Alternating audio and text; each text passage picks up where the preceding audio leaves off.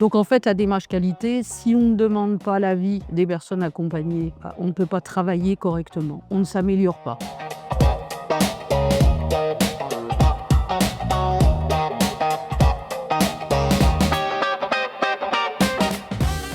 Moi, je suis mandatée par le groupe UGCAM sur le plan national sur 2 activités bien précises.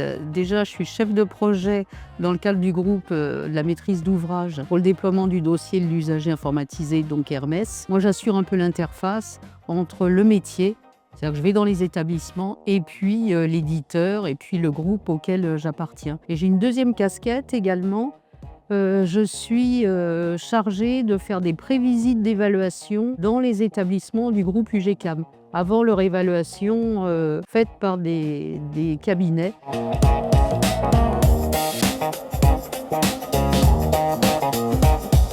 Pour nous, la démarche qualité, c'est essentiel, voire fondamental. Déjà, savoir ce qu'on fait, c'est important, et la démarche qualité nous oblige un peu à décrire l'ensemble des actions qu'on mène auprès des personnes. Et puis le deuxième aspect, c'est de savoir si l'ensemble des prestations qu'on fournit aux personnes accompagnées, si elles sont évidentes pour les professionnels, en tout cas, elles ne sont pas forcément évidentes pour les personnes accompagnées. Donc en fait, la démarche qualité, si on ne demande pas l'avis des personnes accompagnées, on ne peut pas travailler correctement, on ne s'améliore pas, puisqu'on considère a priori que tout est bien. Je dis toujours aux établissements, ne prenez pas ça comme une sanction. Au contraire, elle va vous permettre effectivement de prendre conscience là où vous en êtes. La démarche d'amélioration continue de la qualité, c'est pas d'avoir tout bon partout. C'est de savoir où on a un certain nombre de faiblesses et de dire voilà où on en est aujourd'hui et voilà la marge de progrès qu'on doit avoir. Je rappelle toujours que ce n'est pas la démarche d'amélioration de la qualité, c'est de la démarche d'amélioration continue de la qualité. Ça veut dire en gros que les questions, on se les pose tout le temps, ce que font les gens. Après, il faut simplement les structurer dans la démarche de réflexion.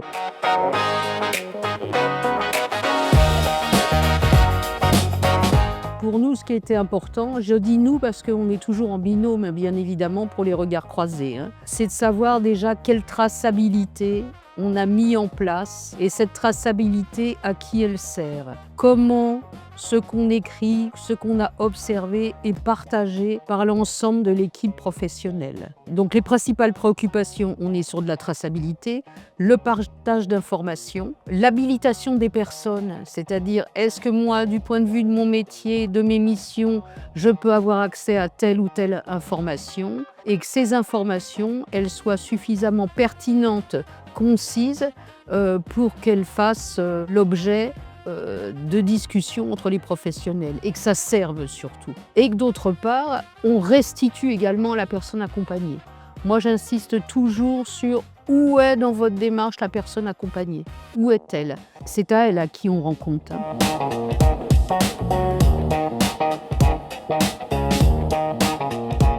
Hermès, ça nous a aidé à structurer la démarche. Le fait d'écrire interroge. Et c'est ça, en fait, l'accompagnement du médico-social. C'est ce qu'on a mis en place. Ça fonctionne pas, ça fonctionne, on continue, ça fonctionne pas, pourquoi ça fonctionne pas? Quelles sont les prestations qu'on devrait mettre en œuvre? C'est tout ça l'intérêt.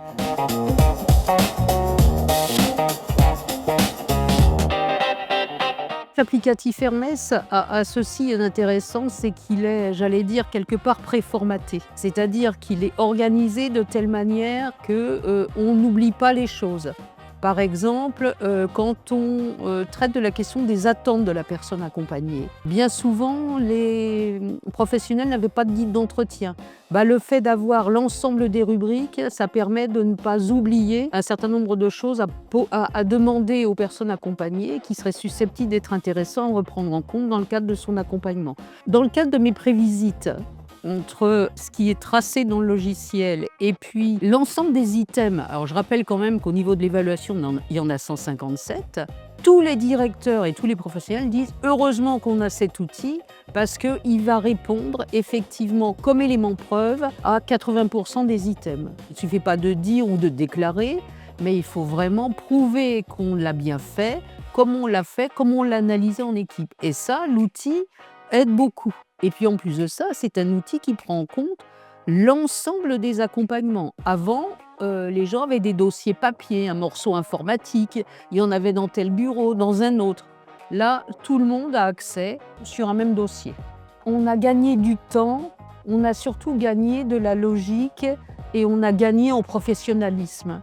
Sur la démarche d'amélioration et sur l'évaluation précisément, et les professionnels me le confirment, pour les établissements, s'ils n'avaient pas eu un outil informatique, alors là en l'occurrence on a fait le choix de l'applicatif Hermès, ça serait beaucoup plus compliqué parce que je le disais tout à l'heure, le fait d'avoir des dossiers partout, c'est en anti-qualité. Donc pour se structurer, on a besoin d'un outil collectif, partagé, qui ait du sens au regard de l'ensemble des équipes.